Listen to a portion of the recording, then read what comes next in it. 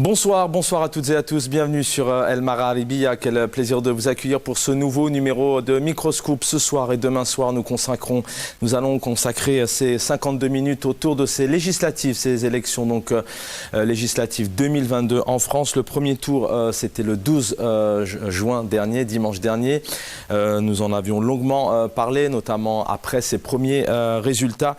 Demain aura lieu donc le deuxième tour de ces législatives. Les deux grandes questions qui se posent. Jean-Luc Mélenchon peut-il devenir Premier ministre? En tout cas, c'est ce dont il rêve, ce dont il aspire maintenant depuis ce troisième tour, comme il l'a appelé, notamment auprès des Français, auprès des médias, auprès des électeurs et des électrices. Il a demandé donc aux Français, aux Françaises de l'élire Premier ministre, mais on vous le rappelle, mais vous le savez aussi bien que moi que c'est le président de la République française qui nomme le Premier ministre. Mais bien sûr, il doit normalement respecter la majorité au sein de l'Assemblée nationale. Ce sont ces 577 députés femmes et hommes qui seront donc élus demain soir. Les résultats à 20h, on y reviendra dans Microscope bien évidemment. 577 députés qui représenteront les Français et les Françaises à l'Assemblée nationale. Donc la première question, Jean-Luc Mélenchon peut-il devenir Premier ministre? Et la deuxième question qui est très importante, notamment pour la majorité présidentielle, Emmanuel Macron aura-t-il la majorité absolue, puisqu'il faut qu'il totalise au moins 50% plus une des suffrages exprimés pour donc avoir la majorité absolue au sein de la nouvelle Assemblée nationale qui sortira donc des urnes demain soir. Avec nous pour en parler, je vais saluer donc il est avec nous, analyste politique, écrivain, Karim Naitou Slimane via le téléphone. Bonsoir. Bonsoir à tous les téléspectateurs et téléspectatrices d'El Marharibiya. Karim Naitou Slimane, il y a une petite erreur sur votre synthé, on va rectifier ça tout de suite en direct. Boukhalifa Ben Marmar va venir nous rejoindre, membre de Riposte International, analyste politique, et je devrais avoir le plaisir de recevoir mon confrère Moustapha Tossa, journaliste à Paris, France Média Monde, qui doit venir nous rejoindre dans quelques instants. Karim Naitou Slimane, un premier mot sur ces législatives, une campagne un peu particulière qui a été peut-être particulièrement squeezée. On va revenir bien évidemment sur la star de ces législatives 2022 en France, c'est l'abstentionnisme. 52,5% des électeurs ne se sont pas déplacés, notamment par exemple à Lens dans le Pas-de-Calais. 63% des électeurs et électrices, ils sont en France, je vous le rappelle, près de 48 millions de Français qui ne se sont donc pas déplacés, 63% à Lens. Voilà notamment ce que disent certains à Lens, notamment un ouvrier qui a rencontré nos confrères de France 2. Écoutez bien, il dit « Ça ne sert à rien de voter pour qui que ce soit, je ne voterai que pour mon maire ». Donc confie ce jeune ouvrier qui habite à Lens. Donc l'abstentionnisme, une campagne un peu particulière, des législatives aussi assez tendues, on le voit encore depuis quelques jours. Les différents partis, notamment la NUPES, cette nouvelle Union populaire écologique et sociale, et puis aussi Ensemble, qui est la majorité absolue. Il y a pas mal d'envois, parfois de coups de sabre, de mots assez violents, parfois des gestes aussi. Comment vous résumez cette campagne et ces législatives avant ce deuxième tour, Karim Naitou Slimane? Écoutez, moi je n'y vois rien de surprenant en réalité. Même l'abstention, vous savez très bien qu'en France, l'élection phare reste quand même l'élection présidentielle, et on a vu qu'on est sorti quand même d'une élection un petit peu particulière avec quand même tout ce qu'on a vu sur le discours de l'extrême droite et toute la mobilisation qu'il y a eu notamment au niveau de la gauche autour de cette question. Et puis, puisqu'on est sorti de l'élection présidentielle, c'est bon, Macron a été reconduit. Et ben là, généralement, il y a toujours comme ça des mouvements d'abstention pour les législatives. Et puis aussi, ça révèle aussi un des gros problèmes de la démocratie représentative, qui est le rôle des députés. Le rôle des députés dans un système où la plupart des citoyens considèrent, et je pense parfois à juste titre, qu'il n'y a pas de lien direct aussi avec leurs représentants. C'est-à-dire, une fois les élections terminées, la plupart des députés s'éloignent de leur base électorale. Et donc voilà, il y a ce ressenti. Et d'ailleurs, ce que dit ce citoyen sur le fait en réalité, en dehors des présidentielles, il ne vote que pour son maire, quelque part, c'est pertinent. C'est pertinent parce que le maire, on le voit au quotidien, on est proche, on sait très bien comment sont gérées les affaires, mais par contre, aux législatives, un député, une fois qu'il est élu, très peu de députés gardent les mêmes liens qu'ils ont au moment de la campagne avec leurs électeurs.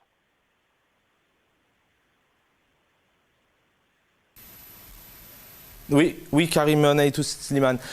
Juste peut-être aussi un mot, vous évoquez comme je le disais, cette star de ces législatives, 52,5% au premier tour. On va dans quelques instants vous proposer de regarder ce graphique autour notamment de l'abstentionnisme. Les jeunes, notamment 75% des 18-24 ans ne sont pas allés voter. Karim Naïtou Slimane, voilà, vous avez ici à l'écran. Merci à l'équipe technique de me suivre. De 2002 à 2022 notamment, c'est la dégringolade totale. Voilà, 52,5% en 2022. Et en 2017, c'était légèrement un peu moins, mais c'était déjà des gros chiffres. Et puis 42,8 en 2012. Enfin, vous voyez que ça ne fait qu'augmenter dans le mauvais sens, notamment les jeunes. Karim Naïtou Slimane, d'abord, vous êtes encore jeune. Et puis, je sais que vous êtes fortement mobilisé auprès de la jeunesse pendant longtemps, notamment francilienne. La Seine-Saint-Denis est le département où on a voté le moins. Et notamment, 75% des 18-24 ans ne sont pas allés voter. Que faut-il faire? Selon une enquête, par exemple, Ipsos Sofrasteria, les 3 raisons, c'est plutôt les candidats ne parlent pas des sujets qui préoccupent les électeurs, l'absence de campagne électorale, vous venez d'en parler, et peut-être aussi, vous en avez parlé aussi, la méconnaissance des candidats. Oui, tout à fait, et ça va aussi dans le sens des changements. C'est ce que je dis, des problèmes des systèmes démocratiques représentatifs. C'est-à-dire on a un problème de dépolitisation. On a vu les 20 dernières années, ici en France, mais aux États-Unis c'était bien avant, mais en France c'était les 20 dernières années, voire même les 10 dernières années, avec l'arrivée des chaînes d'information en continu, donc toutes les chaînes qu'on connaît tous, les BFM, TV, tout ça, toutes les chaînes, je ne vais pas les citer toutes, mais ces chaînes ont eu un effet de médiatisation de la politique. Et cet effet de médiatisation de la politique a eu quand même comme effet a eu comme conséquence sur la société, notamment sur les jeunes. Il a eu quand même, on a vu un phénomène de dépolitisation. C'est-à-dire plus le politique est devenu un phénomène médiatique, une matière médiatique, plus il perd de sens en réalité, de sens politique et idéologique. Et on voit très bien que la politique maintenant ne se fait plus sur le sens politique, mais elle se fait sur les médias. Et d'ailleurs en France, on voit par exemple l'effondrement des formations politiques traditionnelles, des partis traditionnels. Le PS n'existe presque plus. La droite, c'est pareil. Donc les Républicains, voilà, ça représente plus grand-chose. On voit par exemple le président Emmanuel Macron. C'est quelqu'un qui a été fabriqué, propulsé par les médias d'un coup comme ça. Il n'a jamais été même pas élu dans une mairie. Vous voyez, donc il y a un phénomène de dépolitisation chez les jeunes. Les jeunes savent très bien que, en fait, n'arrivent pas à percevoir le sens de la politique. Donc il y a un manque de conscience. Donc ils ont du mal à voir les enjeux.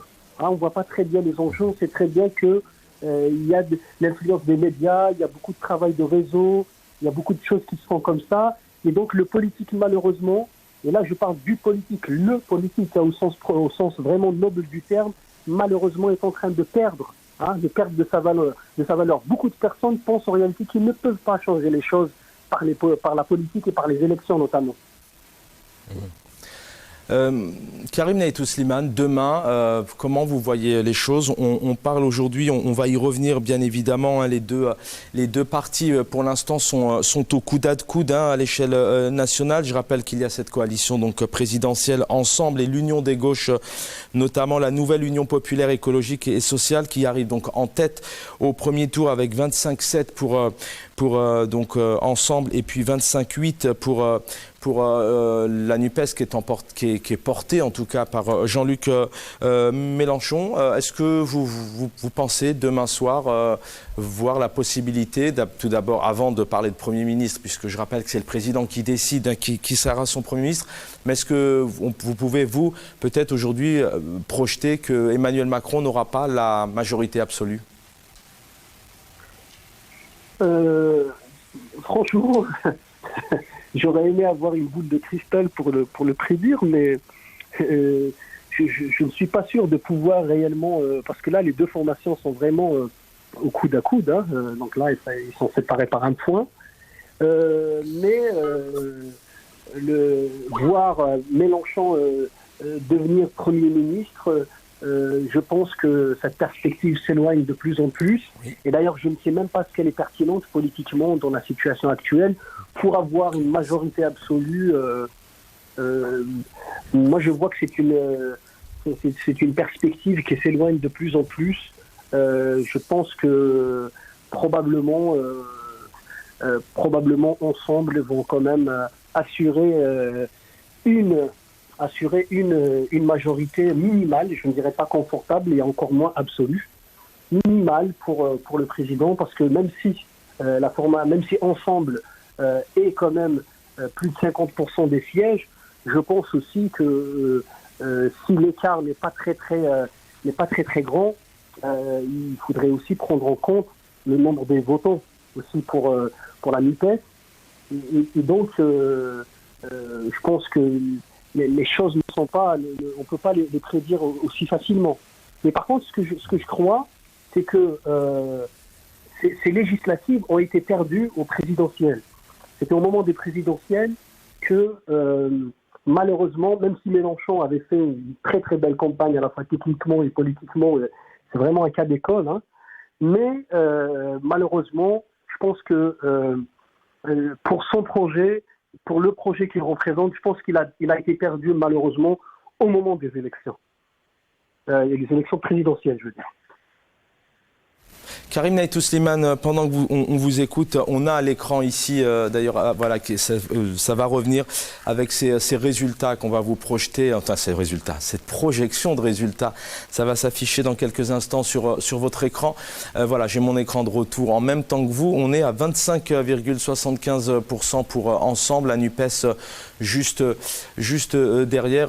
Voilà, alors ça c'est, pardon, c'est autant pour moi, ce sont les résultats définitifs et dans quelques instants vous allez avoir la projection notamment sur le nombre de sièges, puisqu'il y a une différence, hein, je vous le rappelle, entre le pourcentage exprimé par les électeurs et le nombre de sièges à l'Assemblée nationale. Voilà, ici vous aviez donc Ensemble, la NUPES et le Rassemblement national, et à l'écran ici vous avez donc aujourd'hui Ensemble, estimation de 260 à 295 sièges. La NUPES, je rappelle, hein, ce parti donc emporté notamment par Jean-Luc Mélenchon avec une partie du Parti socialiste, notamment du Parti communiste, des Verts. Voilà un peu les projections. Donc vous les avez ici sous forme de tableau avec 183 pour la NUPES, 282 pour Ensemble et le Rassemblement national.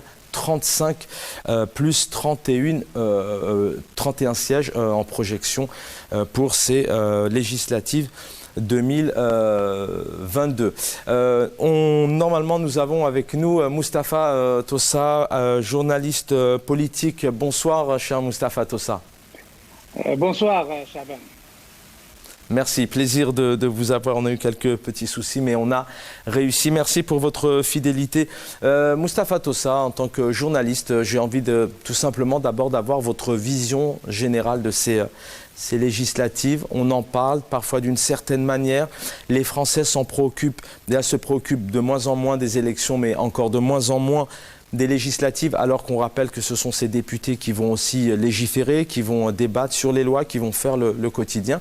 J'aimerais avoir votre vision là, à peine 24 heures maintenant, 23 heures du scrutin, du résultat. Alors tout d'abord, ce qu'il faut dire, si les Français ne se passionnent pas pour ces législatives, ce n'est pas la faute aux citoyens français, c'est la faute à cette classe politique qui n'a pas réussi à inoculer le désir et la passion et l'intérêt. Donc on n'a pas réussi à avoir une campagne électorale législative digne de ce nom. D'abord parce que Emmanuel Macron était tellement sûr de son fait, après avoir été réélu pour un second mandat, qu'il allait avoir presque automatiquement une majorité confortable, et donc il n'avait pas besoin de faire campagne lui-même. Et aussi, il faut dire qu'il a nommé une première ministre, Elisabeth Borne, qui malheureusement n'a pas su incarner le rôle de chef de la majorité présidentielle pour descendre sur le terrain, pour animer des meetings et pour donner envie aux Français de s'intéresser à cette campagne. Donc, elle manquait un petit peu de passion et certains disent un peu de charisme. Et puis aussi, il faut dire que la campagne a été squattée exclusivement par les mouvements de Jean-Luc Mélenchon, qui, lui, était présent sur les réseaux sociaux, présent au niveau des meetings, présent au niveau des médias, et c'est lui qui donnait un contenu et un élan à cette campagne. Ce qui fait que les Français, en fait, ne se sont pas réellement intéressés, alors qu'ils devraient l'être. Il y a eu un intérêt, une espèce de réveil, mais tardif, de la part de l'Élysée, quand Emmanuel Macron a eu des sueurs froides, pour reprendre un titre qui a été utilisé par le journal de dimanche de la semaine dernière, et en se rendant compte qu'il peut non seulement ne pas avoir une majorité absolue, mais ne pas avoir de majorité confortable du tout, mais surtout qu'il va devoir composer avec l'entrée en masse, non seulement de la gauche sous l'aile de Mélenchon, mais aussi de l'extrême droite avec Marine Le Pen. Et il s'est bougé un petit peu, et ça donne cette dramatisation qu'on a eue entre les deux tours. Et cet intérêt subi. Ouais. Justement, je continue un peu peut-être dans la continuité de votre analyse. Est-ce que c'est déjà pas acté ça aujourd'hui? Est-ce que Emmanuel Macron, en tant que président, est-ce qu'aujourd'hui, bien avant ce deuxième tour, on peut dire qu'il n'est pas du tout dans une position confortable? Est-ce que ce pays aujourd'hui qu'est la France n'est pas pris entre deux extrêmes, l'extrême gauche, l'extrême droite, et puis ce parti au milieu? Est-ce qu'aujourd'hui, c'est pas ces deux extrêmes-là qui réellement sont amenés demain à avoir un réel pouvoir en France?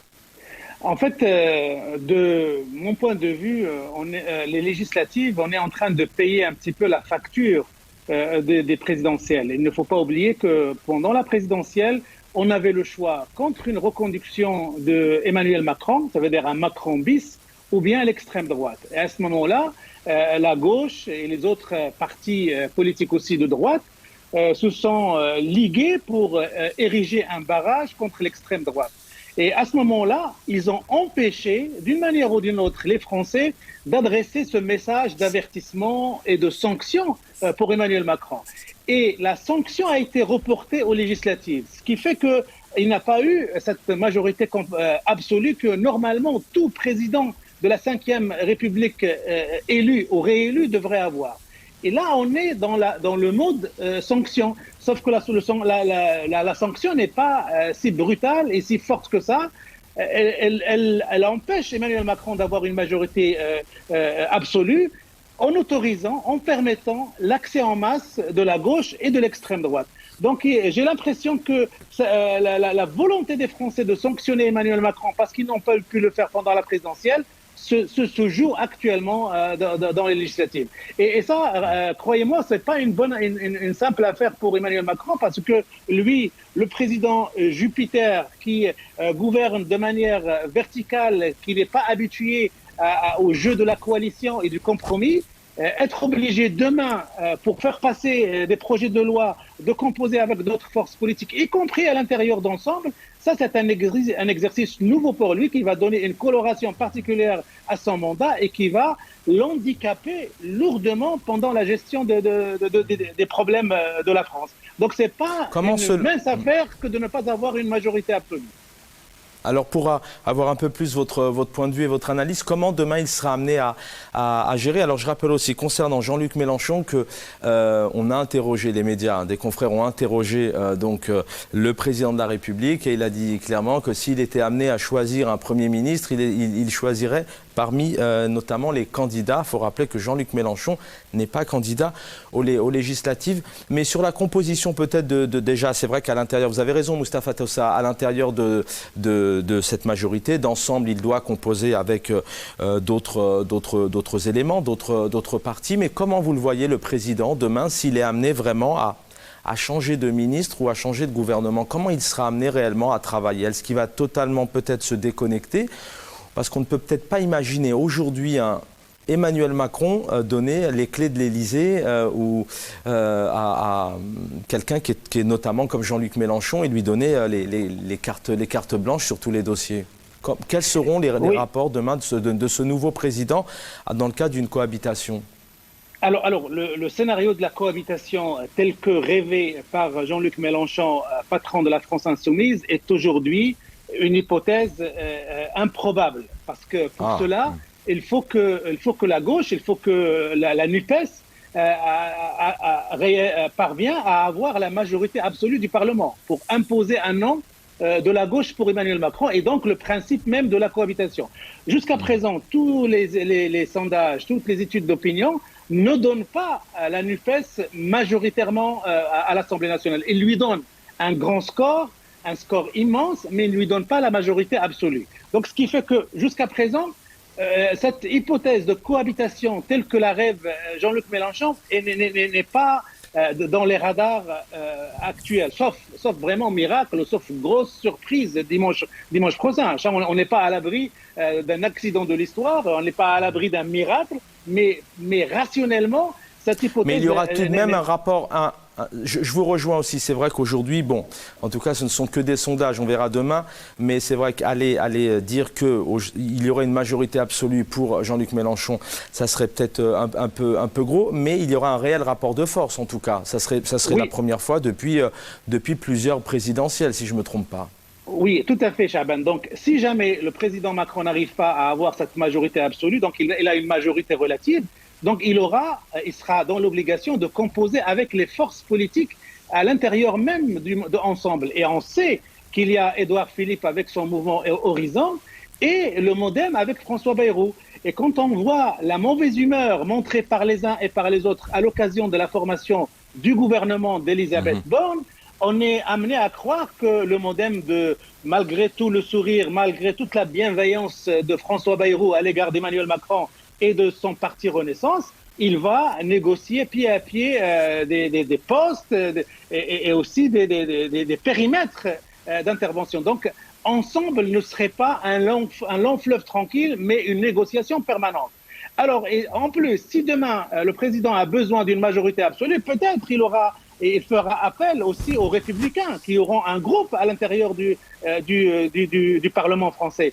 Et ces Républicains, est-ce qu'ils vont donner gratuitement leur soutien ou bien ils vont le négocier aussi? Donc il y a tout ça qui va entrer en jeu, ce qui fait que le second mandat, en cas d'absence de majorité absolue, sera un round de négociation permanente. Sauf si le président Macron fera appel au 49.3. Le fameux article de la Constitution qui fait qu'il n'a pas besoin ni de discuter ni de voter un projet de loi, il le fera passer de force par la force du 49.3. Sauf que le 49.3.1, Emmanuel Macron ne pourra pas faire appel à ça indéfiniment, il pourra le faire une fois par législature. Et puis, pour utiliser un langage familier, ça la fout mal pour un président de la République réélu pour un second mandat de gérer les affaires de la France par un 49.3 parce que ça veut dire qu'il va paralyser, qu'il va exclure la représentation nationale de tout débat politique sur des sujets extrêmement importants. Voilà. Imposé d'une certaine manière. C'est bien d'en parler, puisque je rappelle que j'ai oublié Bruno Le Maire, qui avait fait une sorte de lapsus, en tout cas, notamment dans le cadre d'une émission télé. Est-ce que je peux vous garder encore un peu, Moustapha Tossa ? Merci. Oui, bien sûr. Je vais donner la parole à Karim Naïtou Slimane, qui est toujours avec nous. Rebonsoir, Karim Naïtou Slimane. Rebonsoir, Fabien. Oui, merci d'être parmi nous. Je vais vous garder aussi encore un peu de temps. Le temps passe vite. Quel est selon vous quel est le paysage politique français pour les années à venir? À quoi doivent s'attendre ces nouvelles générations? Est-ce qu'il faut être dans une nouvelle dynamique? On a vu que ces grands partis qui ont accompagné la Ve République, notamment le Parti socialiste, le Parti communiste aussi, grand parti d'après-guerre, les républicains qui se sont totalement vautrés avec moins de 5%. Anne Hidalgo, on n'y revient pas. Les écologistes, on ne peut pas dire que Yannick Jadot a brillé aussi par son résultat. La politique de demain, pour vous, Karim Naïtou Slimane, c'est quoi? C'est qu'il faut des nouveaux partis, la NUPES, Horizon, Ensemble, nouvelle génération, essayer de faire passer des messages en termes de communication, motiver autrement? Ou est-ce qu'il faut que ces partis continuent et il faut vraiment travailler dans le fond et essayer de renourrir un peu les mœurs, la tradition, renouer aussi avec la confiance des Français? Ben écoutez, c'est une grande question, ça. Il me semble très modestement que la France, réellement, est en situation de crise. Elle est en situation de crise politique et de crise systémique. Et que le système politique français est en pleine crise et que ça ne passera pas forcément par des partis. Ça ne passera pas par des partis, ça ne passera pas forcément aussi par des campagnes électorales ou des programmes parce que ça sera toujours des effets, vous savez, ça sera des effets de personnes à chaque fois. Moi, je pense que la France a besoin réellement de retrouver une nouvelle dynamique. Retrouver une nouvelle dynamique parce que la dynamique de la Ve République s'essouffle. Déjà, au niveau mondial, il y a de très très grands changements. La France est déjà à la traîne des changements qui se passent dans le monde. Elle est à la traîne des changements économiques, des changements technologiques aussi, et des changements aussi sociétaux. La France, par exemple, a toujours du mal enfin une partie en tout cas de la France et surtout du système politique français a toujours du mal par exemple à conjuguer avec les mouvements les autres cultures, avec par exemple l'émigration.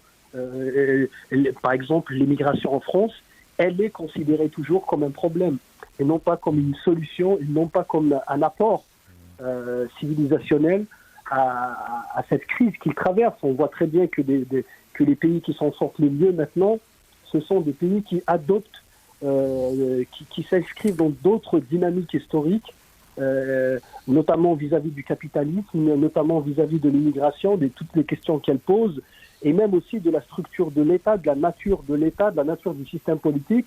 En France, on a quand même des traditions démocratiques. Il y a encore quelques traditions démocratiques, mais on voit très bien, par exemple, que les champs des libertés se réduisent très très vite. Votre invité tout à l'heure parlait à juste titre du 49.3, mais il n'y a pas que ça. On voit quand même que la place de l'individu se réduit de plus en plus. Et on sait très bien que toute la civilisation occidentale a été construite justement sur l'homme, sur l'individu. C'est en Occident qu'on a commencé à dire je d'une manière individuelle, mais en France, on voit que ça devient problématique. Les citoyens français, par leur appartenance sociale, parce que s'ils appartiennent à une classe sociale ou s'ils appartiennent aussi à une culture, à des communautés, ont du mal à dire je. On voit très bien, par exemple, toutes les questions que pose, par exemple, le problème du voile, qui dépasse le problème du voile et qui va sur d'autres, qui en réalité n'est que la partie apparente de l'iceberg de cette crise politique et civilisationnelle que traverse la France. Donc je pense, par contre... Karim, oui. Karim Naïtou Slimane, c'est aussi une partie que je souhaitais évoquer. On a vu d'abord un Jean-Luc Mélenchon qui a pris des positions au niveau notamment des religions, au niveau des actes d'islamophobie, aussi au niveau aussi de l'immigration. Il s'est positionné. Il s'est positionné aussi pendant cette révolution qui est ce Harak, que vous connaissez aussi au niveau de l'Algérie, notamment lui et Mathilde Panot qui se sont mobilisés. Alors c'était les seuls, notamment en tant qu'élus députés, à se positionner clairement ou à se rendre au pays. Est-ce que vous pensez que sur cette nouvelle mandature, si la NUPES, mais en tout cas apparemment c'est quand même bien parti pour qu'il y ait un certain rapport de force à l'Assemblée avec des députés qui seront présents dans ce mouvement qui est cette nouvelle Union populaire écologique et sociale. Est-ce que vous pensez que demain, ça pourrait être une voie supplémentaire pour dénoncer les choses, peut-être pour soutenir? Alors le but, c'est pas de parler d'ingérence, mais peut-être pour avoir une autre voie contre ces actes parfois discriminatoires, ces violences qu'on a pu voir dans le cadre de cette présidentielle de la part de certains candidats, notamment aussi sur cette jeunesse algérienne dont vous faites partie, qui aujourd'hui rêve d'un autre système. Est-ce qu'on pourrait avoir une autre assemblée qui se dirigerait plus peut-être en essayant de dire les choses comme on a pu le voir, comme l'a fait Maria Arena, par exemple, députée européenne? Non, je pense qu'il faut pas trop espérer de ce côté-là, parce que déjà, l'Assemblée, elle n'est pas aussi puissante qu'on le croit. La Ve République est construite autour du président. Donc même si on va se mettre à imaginer l'inimaginable, même si, par exemple, Mélenchon aura la majorité et qu'il pourrait essayer d'emmener les politiques du gouvernement sur une autre voie, écoutez, au pire des cas, on a Macron premier qui pourrait aussi dissoudre cette Assemblée. Donc ça c'est des scénarios en plus très très peu probables. Je pense pas que ça va se produire. Moi je pense, comme je vous ai dit, que Ensemble aura quand même une majorité pas très confortable, mais elle aura quand même une majorité. Mais aussi pour revenir à la question du soutien, par exemple, au Hirak et tout ça, moi je pense réellement que, et moi j'ai aucun complexe sur les questions, par exemple, d'ingérence et tout ça, parce que même ces termes d'ingérence, c'est toute une, vous savez, c'est le lexique qui a été développé par la contre-révolution, par le système algérien, justement pour ligoter l'opposition. Il ne s'agit pas, il n'y a aucune ingérence lorsqu'on crie, par exemple, maintenant que les droits de l'homme ne sont pas respectés en Algérie, qu'il y a des détenus d'opinion, il y a des détenus politiques, il y a des personnes qui se font torturer, il y a des personnes qui se font condamner, il y a des personnes qui subissent une répression atroce, une répression faite de plusieurs manières. Donc ça, le crier à la face du monde, le dire un peu partout où on peut, il n'y a aucun appel à l'ingérence. Au contraire, celui qui met en danger la souveraineté nationale, c'est bien le régime algérien actuellement, d'abord par sa politique, absolument, je dirais directement le terme, absolument idiote, qui n'a aucun sens. Il suffit de voir comment, par exemple, ils sont en train de gérer les dossiers du Sahel et nos voisins, par exemple, marocains ou tunisiens ou libyens, par exemple, sur ces questions-là, et qui pourraient plus tard nous coûter très très cher. L'ingérence pourrait venir par là, pourrait passer par là. Mais pour revenir à la question du Hirak, je pense, et ça va être un petit peu fort de dire comme ça, mais même en France, à un certain moment, il y aura un Hirak. Il y aura un Hirak d'une manière ou d'une autre. Le mouvement des Gilets jaunes n'a pas réussi.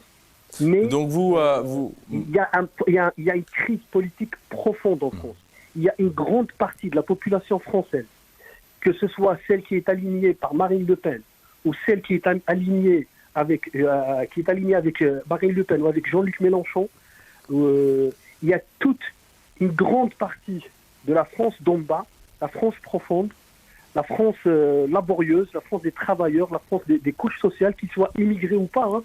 Il y a toute une très grande partie de la population qui vit actuellement en dehors du train civilisationnel, du capitalisme. Certains sont effectivement, certains sont en train de Certains sont même en train de peut-être d'évoquer un retour d'un mouvement social comme les Gilets jaunes. Moustapha Tossa avec nous ce soir, journaliste politique.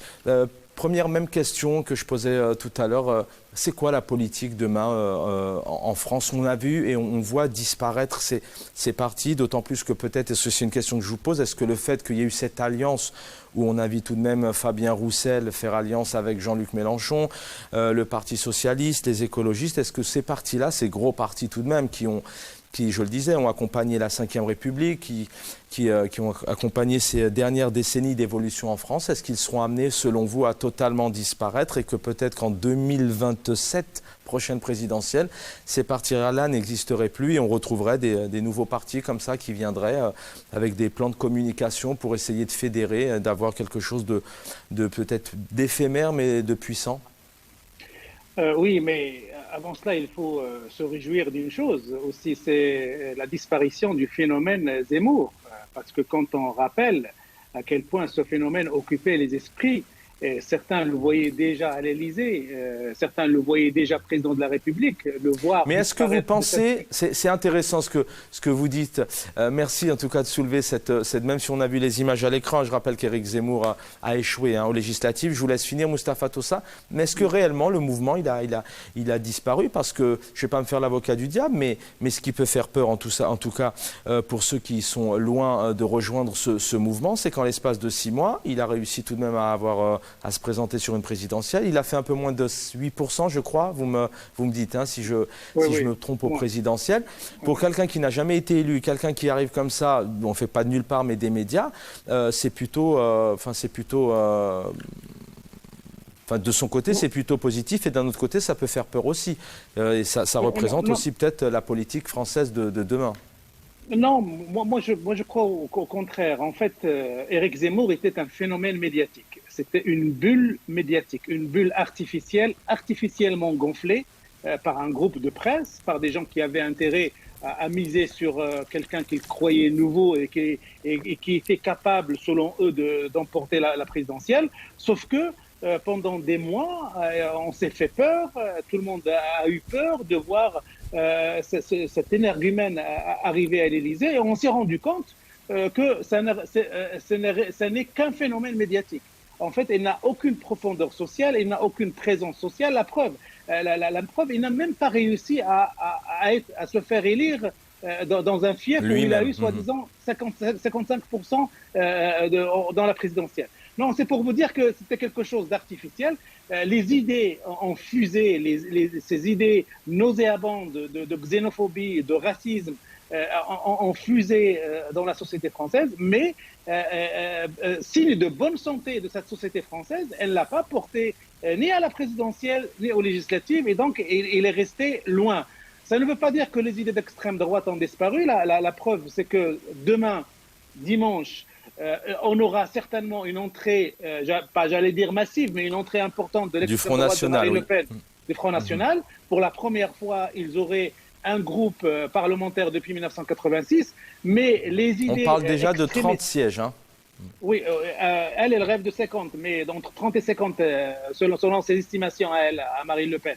Mais les idées de Zemmour ont été platement battues et on s'est rendu compte que, à part les entourages de quelques journaux et chaînes de télévision, ça n'allait pas plus loin. Alors Moustapha Tossa, il y a le phénomène médiatique, effectivement, à force on fait du média tous les deux, donc on sait de quoi il s'agit. Lorsqu'on répète les choses sans cesse, comme ont pu le faire certains médias notamment, ou donner la parole, ça peut se comprendre. Il y a ce phénomène médiatique, mais est-ce qu'il y a à l'inverse aussi, il n'y avait rien en face? Est-ce qu'il n'y avait pas d'opposition? Est-ce qu'il n'y avait pas réellement de responsables politiques en tant que tels pour démontrer depuis toutes ces années qu'effectivement, il n'y a pas de quoi reconquérir la France, puisqu'on sait très bien que la France est loin d'être, alors je ne sais pas quel terme employer, puisqu'il s'en est pris énormément à l'immigration, il a parlé d'envahissement. Est-ce qu'en face du parti d'Éric Zemmour pour ne citer que lui, ou parfois du Front National, pour ne citer donc les partis d'extrême droite qui effectivement ont une politique orientée dans ce sens. Est-ce que c'est qu'en face, il n'y ait pas eu réellement d'union, d'argumentaire, de messages? On sait qu'aujourd'hui, l'islam, les religions en prennent cher, mais notamment ceux qui sont de confession musulmane prennent cher énormément. L'immigration est stigmatisée et entendre certains, la France est envahie, c'est qu'il y a ce phénomène médiatique, mais il y a peut-être aussi en face une perdition des responsables politiques, des programmes, des messages. Ça, on peut le dire pour certains responsables politiques qui ont essayé de monter sur la vague, notamment une partie des Républicains, le Front National, mais une partie des Républicains. Mais on ne peut pas le dire sur Jean-Luc Mélenchon, qui était dans ce bras de fer idéologique, sémantique sur l'immigration et les musulmans de France. Le bras de fer, c'est Jean-Luc Mélenchon qui l'a croisé avec de manière lointaine avec Éric Zemmour. C'est lui qui a essayé d'intervenir dans les réseaux sociaux, d'intervenir dans les médias pour montrer la monstruosité des idées développées par Éric Zemmour et puis pour proposer une alternative, à savoir qu'un Français musulman est avant tout un Français.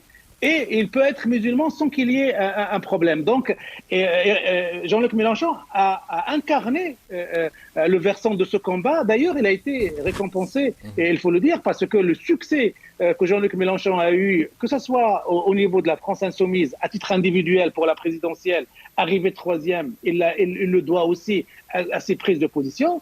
Et sa capacité à former une alliance qui est la NUPES, il la doit aussi parce qu'il dispose d'un certain nombre de crédits auprès de populations diverses pour être porté sur ce projet. Voilà. Alors, est-ce qu'il pourra... Je vous laisse finir, je vous laisse continuer. Est-ce qu'il pourra continuer dans ce sens si demain il est Premier ministre, mais on en a parlé, on verra tout ça dans les jours à venir, mais si demain il a réellement ce rapport de force, est-ce qu'il pourra continuer cette fois-ci à l'Assemblée avec ses troupes, ses équipes, les autres députés, à essayer de leur demander clairement, je vais parler un peu directement, mais de leur demander clairement d'aller dans le sens de ce que vous venez d'évoquer. Vous l'avez très bien dit, le message qu'il a fait passer, comment il a contredit l'opposition qu'il a eue, notamment face à Éric Zemmour, par exemple. Est-ce qu'il pourra, lui, demain, à l'Assemblée nationale, faire passer le message? Je rappelle qu'il n'est pas candidat, donc il ne va pas siéger. Mais est-ce qu'il pourra, lui, être amené à avoir cette force-là, notamment peut-être à soutenir Jean-Luc Mélenchon? C'est aussi quelqu'un qui soutient les peuples discriminés, qui soutient effectivement la liberté d'expression. Est-ce qu'il s'est exprimé dans le cadre, notamment, je parlais de l'Algérie, donc je vous pose aussi la même question. Vous êtes analyste et journaliste politique. Est-ce qu'il pourra aussi faire en sorte de réamener d'autres confrères, consoeurs, députés à prendre position, à soutenir, à être solidaire?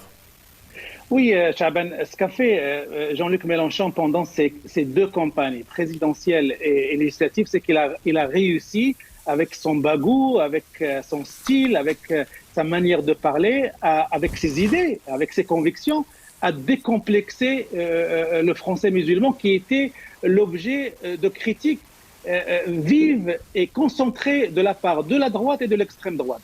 Et lui, il est venu comme un chevalier blanc pour défendre ces gens injustement attaqués et injustement instrumentalisés dans cette logique électoraliste. Ça, il l'a fait, il l'a très très bien fait.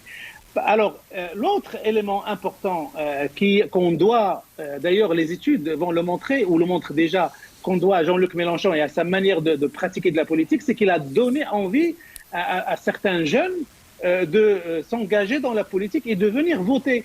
Le niveau de boycott de la politique était très élevé chez les jeunes. Et quand on regarde les études qui ont été faites par les différents instituts de sondage, on a l'impression qu'une partie de la jeunesse française s'est déplacée aux urnes grâce à la démarche de Jean-Luc Mélenchon. Donc c'est quelque chose de positif. Moi, je voudrais simplement revenir sur une idée qui a été exprimée par votre invité tout à l'heure, et juste pour marquer un petit peu la différence. Lui, il a dit que comme on est dans un régime de 5e République, le principal, c'est le président.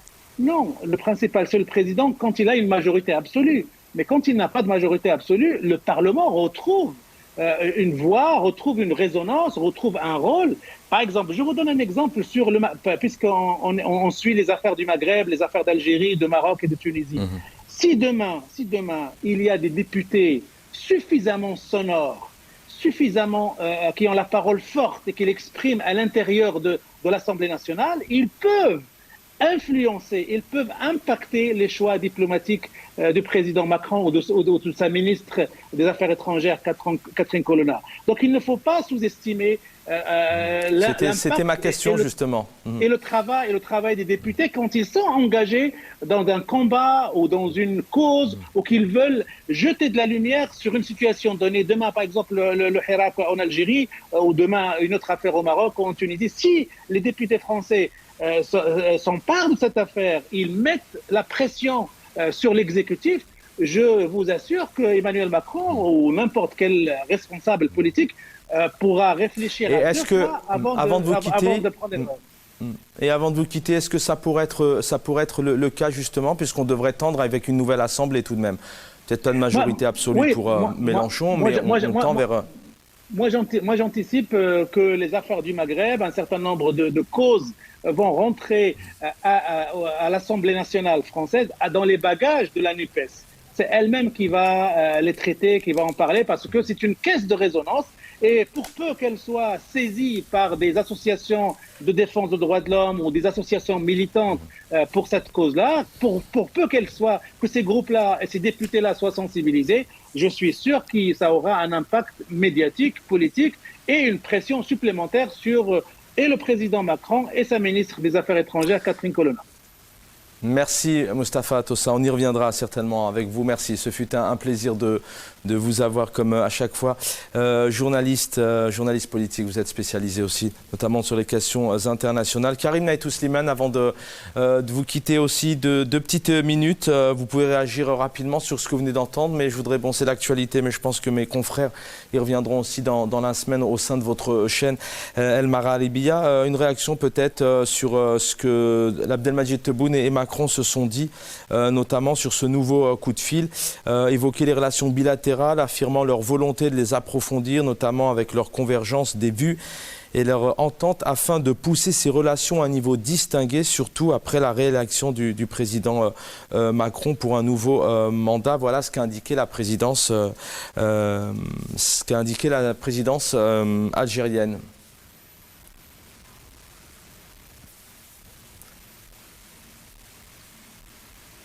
Karim Naïtou Slimane, oui, le mot de la fin, une réaction. Vous avez entendu la question? Je vous ai perdu. Karim Naïtou Slimane. Karim, est-ce que vous m'entendez? Est-ce que vous m'entendez là? Allô? Oui, Karim Naïtou Slimane. Je vous disais, voilà, si vous voulez réagir à 2 petites minutes, je vais devoir rendre l'antenne puisque j'ai mes collègues. Le programme continue sur votre chaîne. Une réaction sur ce que vous venez d'entendre peut-être, mais je voulais aussi, moi, avoir votre avis sur ce nouveau coup de fil que Abdelmadjid Tebboune et Emmanuel Macron ont échangé, notamment sur ces relations bilatérales, affirmant une nouvelle volonté, de nouvelles convergences avec différents dossiers. Voilà, peut-être avoir votre réaction comme ça à chaud. Très vite après, je pense qu'on n'a pas le temps pour aller dans le débat sur la Ve République et sur le rôle de ces différentes institutions, mais je rappelle que le président peut dissoudre l'Assemblée, comme ça, même s'il n'a pas la majorité, et que la cohabitation aussi, c'est un phénomène qui a été vraiment très pratiqué en France, hein, et on sait tous comment ça fonctionne. Moi, je suis très sceptique de ce côté-là. Je ne pense pas qu'il faut compter pour le Hirak ou pour autre chose sur une volonté qui viendrait comme ça de députés français et tout ça, parce que une fois qu'ils sont entrés dans le système, ils se rendent très vite compte qu'ils n'ont pas c'est ce que reproche effectivement contre les intérêts du système. Vous voyez ce que je veux dire? C'est ce que reproche beaucoup de... C'est ce que reproche beaucoup de... Mais on y reviendra, effectivement, vous avez raison, c'est ce que reproche beaucoup de Français. Peut-être une minute. Il faut l'ouvrir. Il faut l'ouvrir. Une minute rapidement sur ce coup de fil. Oui. Est-ce que vous avez peut-être entendu parler de ce coup de fil? Oui, sur le coup de fil, comme je vous ai dit, on prend les mêmes et on recommence. C'est-à-dire, on a Macron qui a été reconduit en France. Et là, très probablement, il y a tout un projet pour un deuxième mandat pour Tebboune. Et aller approfondir les relations entre les deux pays, ça n'est pas entre les deux pays, c'est entre les deux systèmes. Hein, c'est entre les deux systèmes pour piller encore plus d'abord l'Algérie, bien sûr, mais surtout aussi les classes populaires. Et ce qu'il faut par contre dire, c'est qu'en France, même en France maintenant, les classes populaires, les classes laborieuses sont aussi pillées et ne prennent plus part, ne jouissent plus du système. Et donc je pense que les mouvements révolutionnaires se feront, bien sûr, en Algérie. Il y a quelque chose qui a commencé, j'espère qu'il va reprendre de plus belle. Mais je pense aussi en France, il faut s'attendre à un mouvement social. C'est ce que vous nous disiez tout à l'heure, et je rappelle aussi d'une certaine manière le mouvement en Algérie. Et quand on suit, vous êtes bien placé pour le savoir, Karim Naïtou Slimane, quand on suit les différents mouvements, les différentes réunions, manifestations en Algérie, sur les réseaux sociaux, aussi en France, au Canada, à Paris ou à Londres, le Hirak est loin d'être terminé. Il continue, certes, d'une autre manière, mais c'est ça, le Hirak, c'est un mouvement, c'est une révolution. Voilà la question ce soir, est-ce que Mélenchon sera Premier ministre? On est revenu sur l'abstentionnisme et on est revenu sur la majorité absolue pour Emmanuel Macron. C'est une question qui se pose avec nous. Donc Karim Naïtou Slimane, analyste politique, écrivain, merci d'avoir été avec nous. Et Moustapha Tossa, journaliste politique, était avec nous. Je vous souhaite une belle soirée. Dans quelques instants, le programme continue avec Othman. Je vous souhaite une très belle soirée.